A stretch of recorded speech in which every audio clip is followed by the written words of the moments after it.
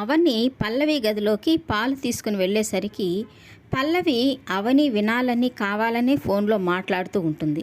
ఇక అవని అయితే అక్కడే ఆగి ఏం మాట్లాడుతుందా అని వింటూ ఉంటుంది.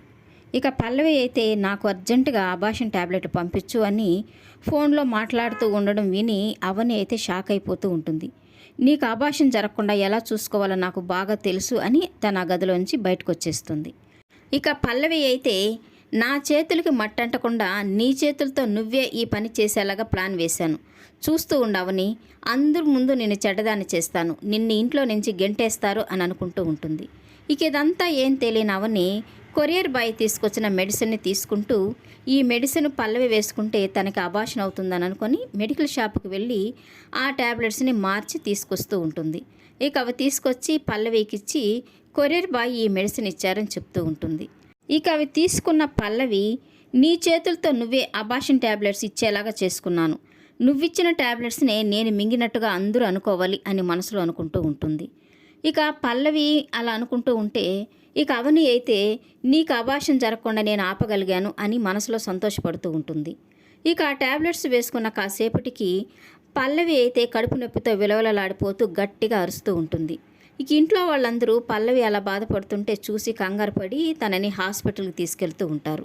పల్లవిని హాస్పిటల్లో జాయిన్ చేసి ఇక ఇంట్లో వాళ్ళంతా టెన్షన్ పడిపోతూ కంగారు పడిపోతూ ఉంటారు. ఇక డాక్టర్ రావడంతో తనకి ఏమైంది అని అడుగుతూ ఉంటారు. ఇక డాక్టర్ అయితే తన అబార్షన్ ట్యాబ్లెట్స్ మింగింది, అందుకే ఇలా జరిగింది అని చెప్తూ ఉంటుంది.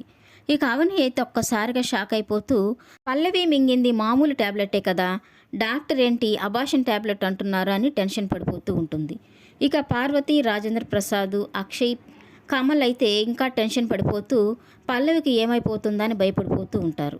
ఇక పల్లవి అయితే ఆ అబార్షన్ ట్యాబ్లెట్స్ నాకు అవని అక్కే తెచ్చిచ్చింది, నేను వేసుకున్నానని అందరికీ చెప్తూ ఉంటుంది.